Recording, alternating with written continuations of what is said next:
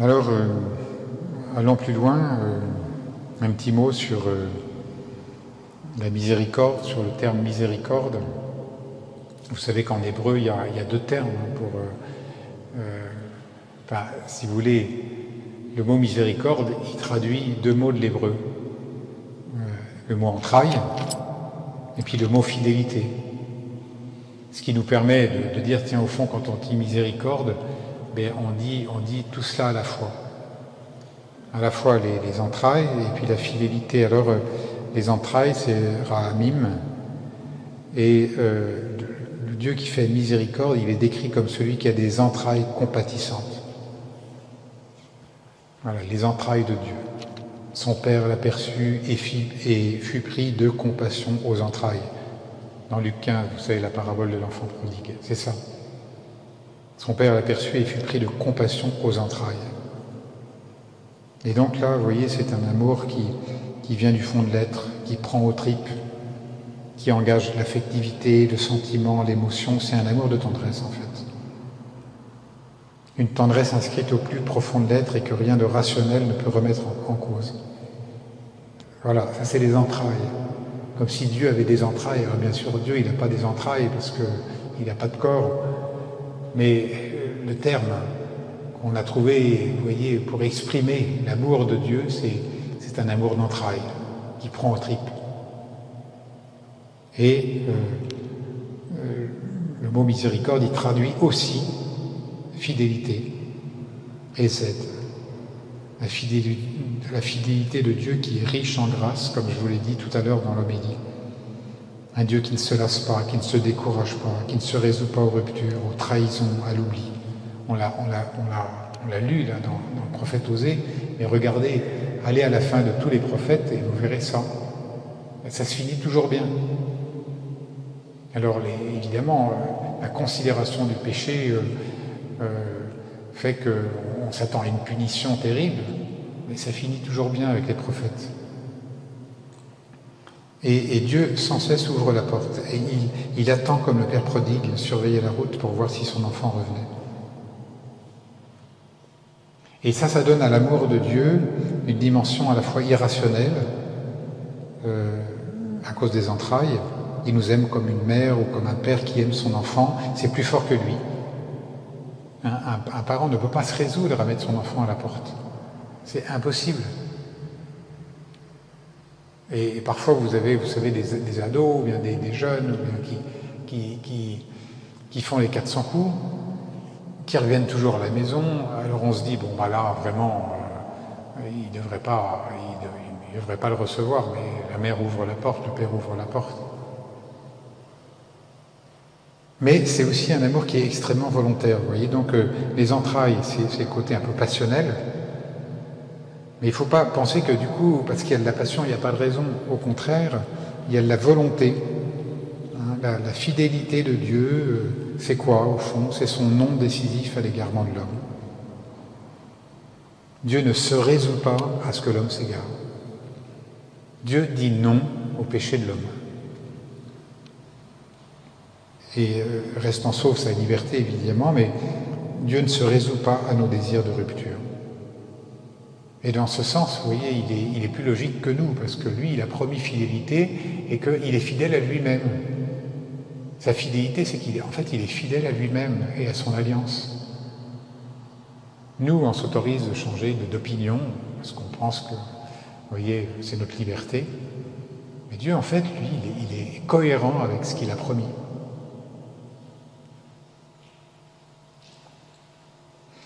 Vous voyez, le mot hébreu, donc, vous voyez, entrailles, ça signifie utérus aussi. Et on commence à trouver cette allusion aux entrailles de Dieu, justement chez le prophète Osée qu'on a lu tout à l'heure. Je ne sais pas si vous avez été à la messe cette semaine, et depuis le début de la semaine, justement, on lit le prophète Osée. Par exemple, dans le chapitre 11, mon cœur en moi est bouleversé, toutes mes entrailles frémissent. Je ne donnerai pas cours à l'ardeur de ma colère, car je suis Dieu et non pas homme. Au milieu de toi, je suis le saint et je ne viendrai pas avec fureur. Et donc, la miséricorde fait partie de ce qu'il y a de plus intime en Dieu, de viscéral, comme s'il avait au fond de lui, de son être, des entrailles maternelles. Il faut que je vous explique quelque chose à propos du prophète Osée d'ailleurs. Dans la religion hébraïque et dans le christianisme, vous voyez, l'histoire de la révélation, eh bien, Dieu est d'abord Père. Le Dieu créateur, il se révèle comme un Père qui donne la vie à des créatures et qui viennent de lui. Et vous voyez, le propre du Père, c'est d'être autre.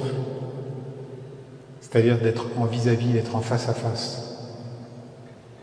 Et là, la révélation, elle commence, vous voyez, par exemple, au Sinaï, dans le Pentateuque, on pose un Dieu qui est tout autre, qui est différent de l'homme, qui est bien au-dessus de l'homme. La sainteté de Dieu fait qu'il est intouchable. Regardez, quand Moïse monte sur le Sinaï pour recevoir les tables de la loi, personne ne peut toucher même la montagne. Et celui qui touche la montagne, il va mourir. Donc Dieu est transcendant. On ne peut pas approcher de lui impunément, sans mourir. Entre Dieu et l'homme, il y a une différence abyssale. Et donc il est Père dans ce sens-là, dans le sens, oui, on est face à Dieu. Mais nous, on n'est pas Dieu. Et c'est ça, vous voyez, que la révélation judéo-chrétienne, elle dit, tu n'es pas Dieu, tu es créature. Ne te confonds pas avec Dieu. Dans les religions païennes, l'image de la divinité est souvent maternelle. L'homme est pris dans une sorte d'immanence panthéiste de la terre-mère. C'est-à-dire que les créatures sont une émanation de la divinité, mais elles se confondent avec elle. Dieu est partout, Dieu est tout. Le monde est Dieu, il est le Dieu en devenir. Vous avez des gens qui vous soutiennent encore ça. Tu es une parcelle du divin. Donc tu es englobé dans un grand tout.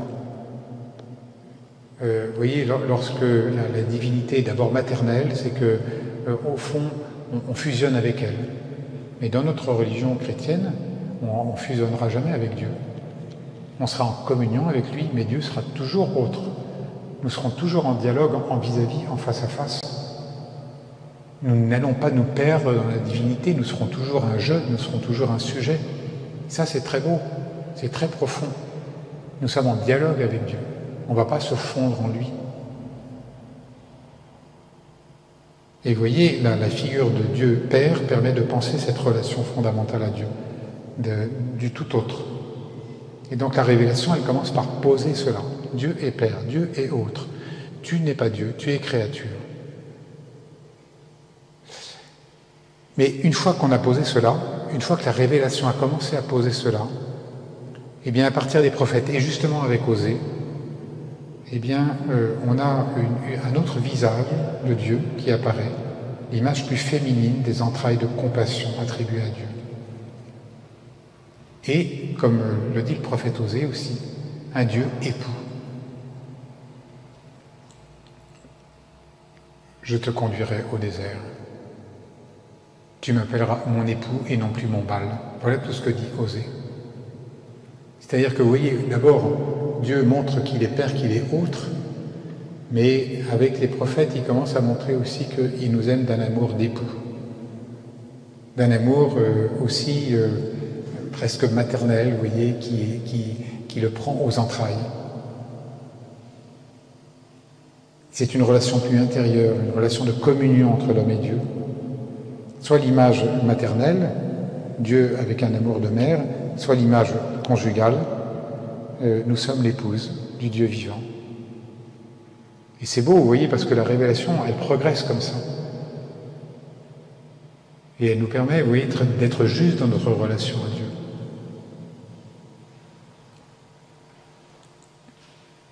Alors, je continue en vous disant, vous voyez, l'exercice de cette miséricorde, eh bien, d'un Dieu qui a des entrailles, d'un Dieu époux, eh bien, on la découvre à travers Jésus.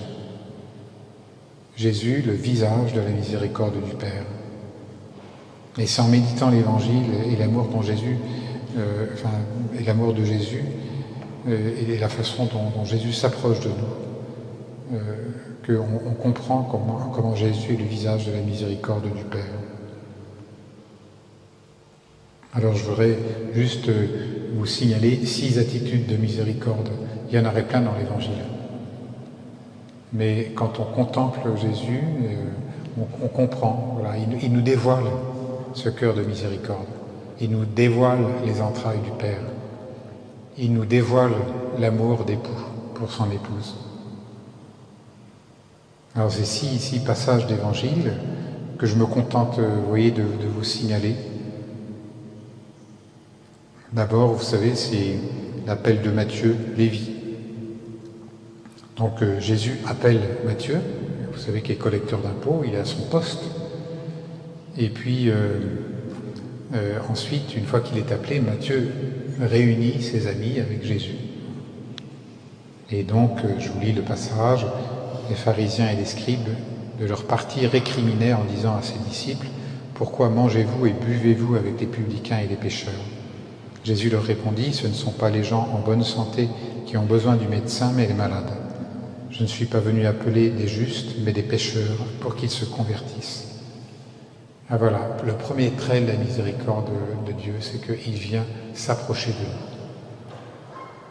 Il n'a pas peur de notre humanité. Il vient prendre un repas avec nous. Il n'a pas peur de la contagion de notre péché. Il n'a pas peur de notre misère. Il partage notre quotidien.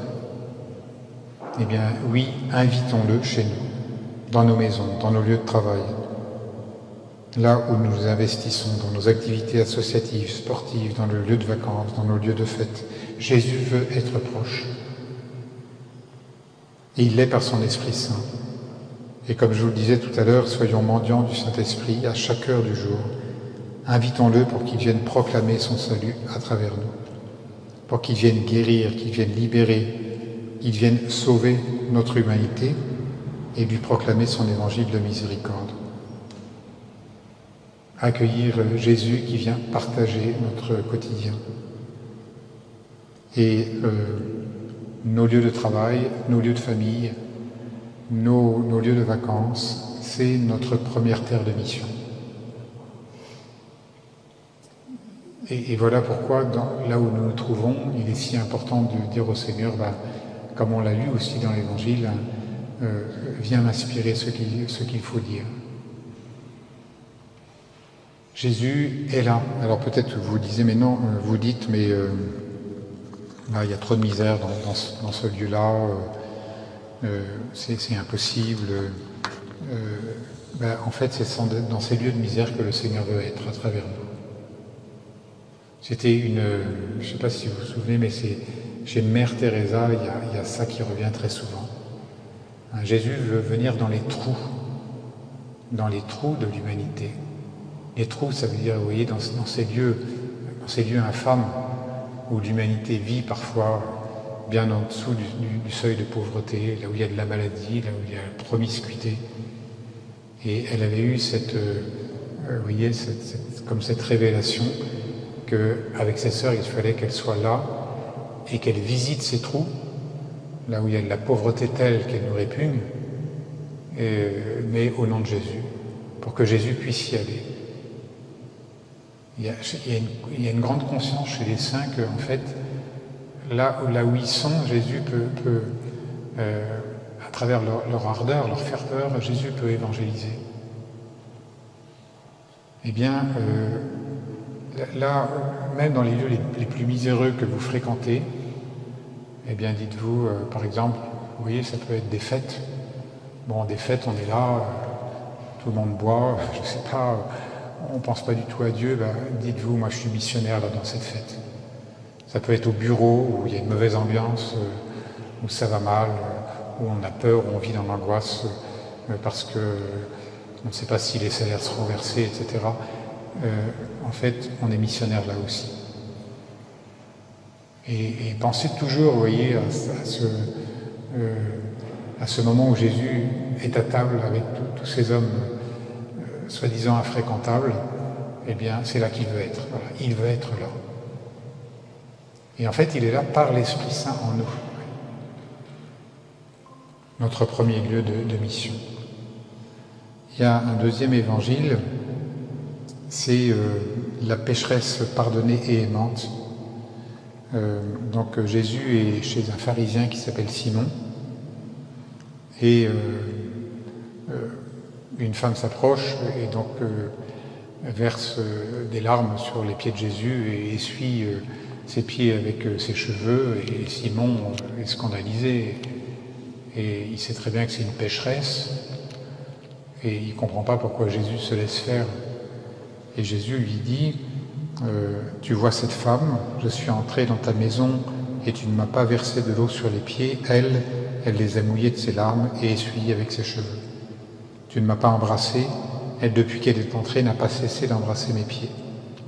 Tu n'as pas fait d'onction sur ma tête, elle a répandu du parfum sur mes pieds. Voilà pourquoi je te le dis, ses péchés, ses nombreux péchés sont pardonnés, puisqu'elle a montré beaucoup d'amour. Il dit alors à la femme, tes péchés sont pardonnés.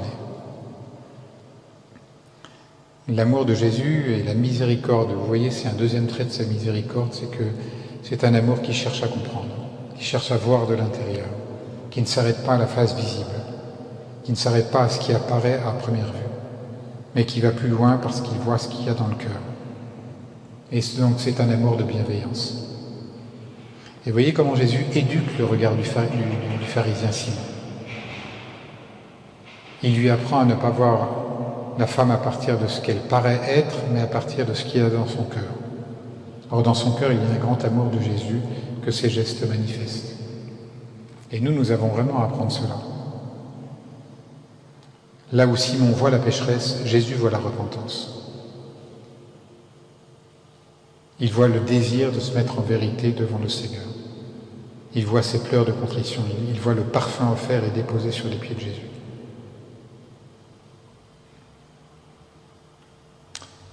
Quand on pense Simon, vous savez, évidemment, un peu comme les pères de l'Église, donc on dit Simon, donc on pense Pierre. Voilà.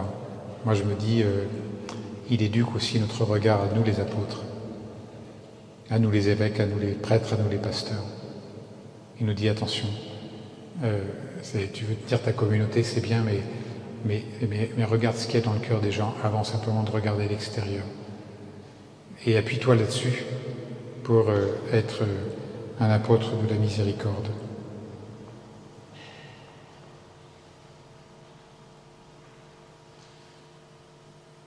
Nous devons nous sentir regardés de ce regard-là par Jésus et apprendre de lui à poser ce regard aussi sur ceux qui nous entourent. Le troisième aspect de la miséricorde du Seigneur, c'est la parabole des deux frères. Jésus dit, quel est votre avis? Un homme avait 2 fils. Il vint trouver le premier et lui dit, mon enfant va travailler aujourd'hui à la vigne. Celui-ci répondit, je ne veux pas, mais ensuite, s'étant repenti, il y alla. Puis le père alla trouver le second et lui parla de la même manière. Celui-ci répondit, oui, Seigneur, et il n'y alla pas. Et Jésus dit, lequel des deux a fait la volonté du Père? Ils lui répondent, le premier. Jésus leur dit, amen, je vous le déclare, les publicains et les prostituées vous précèdent dans le royaume de Dieu. L'amour de miséricorde, c'est un amour qui accepte qu'il y ait des étapes. Ça, je trouve ça très touchant dans notre vie. Le Seigneur, par miséricorde, c'est qu'il y ait des étapes dans notre vie. Et il accepte que l'autre puisse changer, puisse évoluer, puisse revoir son point de vue. Accepter qu'il soit en chemin. Accepter que tout ne soit pas donné tout de suite. Et c'est un amour qui engendre, qui invite à avancer, qui invite à grandir, qui accepte de prendre la route. C'est un amour qui accompagne. Et oui, il a dit non, mais ensuite il a dit oui. Et la miséricorde, vous voyez, c'est un amour qui accepte ce chemin-là, qui accepte que l'autre peut-être ne va pas dire oui tout de suite, que tout ne va pas être donné tout de suite. Parfois, nous, on a envie que tout soit donné tout de suite. La miséricorde, c'est justement de laisser du temps. Du coup, il y a un quatrième texte, c'est la parabole de l'ivraie. Vous savez, le livret, c'est le semeur qui jette dans son champ la semence, et puis il y a du blé qui pousse, puis il y a le livret qui pousse, et alors on lui dit, est-ce que tu veux qu'on enlève l'ivraie? Et il dit, en enlevant l'ivraie, vous risquez d'arracher le blé en même temps. Laissez-les pousser ensemble jusqu'à la moisson. Et au temps de la moisson, je dirais au moissonneur, enlevez d'abord l'ivraie, liez-la en botte pour la brûler. Quant au blé, ramassez-le pour le rentrer dans mon grenier. Eh bien, la miséricorde, c'est d'accepter que l'ivraie pousse avec le bon grain. Le Seigneur veut d'abord protéger et encourager ce qui est bon, ce qui doit grandir. La miséricorde, c'est un amour qui encourage, qui voit les talents, qui encourage dans ce sens, qui ne s'arrête pas d'abord à ce qui ne va pas, à ce qui n'est pas conforme. La miséricorde de Dieu, elle est comme ça. Et ça, je trouve c'est très important parce que nous, notre réflexe, c'est plutôt de voir tout de suite ce qui ne va pas et de vouloir y mettre un terme. Si jamais je ne dis pas quelque chose tout de suite, là, vous voyez, ça va partir dans le mauvais sens et tout. Et Jésus nous éduque à un autre regard. Dans le cœur des gens, dans le cœur de tous ceux qui nous entourent, oui, il y a l'ivraie. Et comment est-ce que j'ai une sorte de tolérance à l'ivraie? Parce que je ne vais pas me focaliser sur l'ivraie, mais je vais me focaliser sur ce qui est selon Dieu, ce qui pousse selon Dieu. Ce qui est vraiment un fruit de la grâce. Comme c'est dur parfois, alors ça dépend de nos personnalités, de nos caractères, mais comme c'est dur parfois d'accepter cela. Un cinquième aspect de la miséricorde, c'est la parabole du figuier. Vous savez, quelqu'un avait un figuier planté dans sa vigne, il vint chercher du fruit sur ce figuier et n'en trouva pas. Il dit alors à son vigneron, voilà 3 ans que je viens chercher du fruit sur ce figuier et je n'en trouve pas, coupe-le, à quoi bon le laisser épuiser le sol? Mais le vigneron lui répondit, maître, laisse-le encore cette année, le temps que je bêche autour pour y mettre du fumier. Peut-être donnera-t-il du fruit à l'avenir, sinon tu le couperas. Voilà, l'amour qui patiente. L'amour qui croit dans les qualités du cœur de l'autre et en sa capacité d'aimer. Et c'est précisément ce que Jésus fait avec nous, il patiente.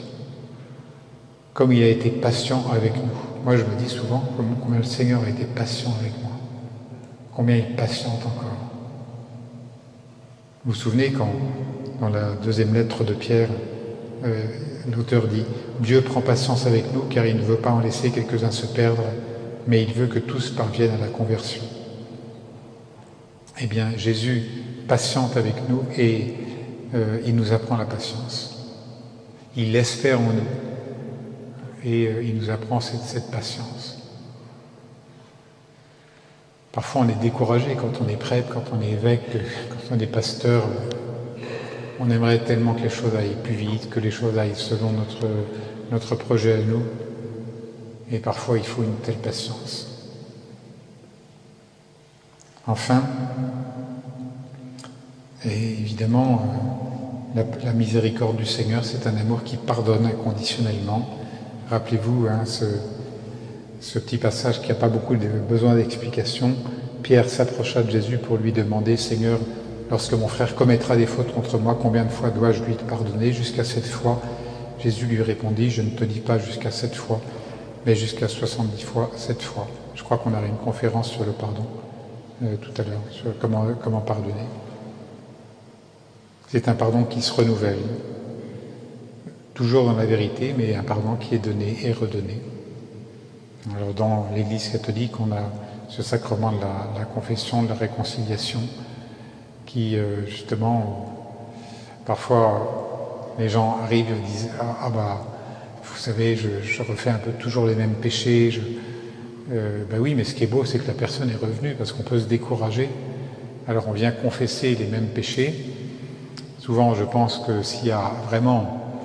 parce que vous voyez, les gens, ils arrivent, c'est comme s'ils disaient « Oh, j'ai pas été très original depuis ma dernière confession. » Alors moi, je dis s'il y a un truc où le Seigneur ne demande pas d'être original, c'est vraiment dans le domaine du péché. Hein. On n'est pas obligé de trouver un nouveau péché à chaque fois. Voilà.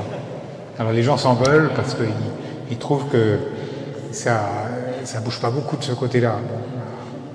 En fait, qu'est-ce que vous voulez, on se bat contre le vieil homme, et souvent on reconfesse les mêmes choses parce qu'on a du mal à se convertir.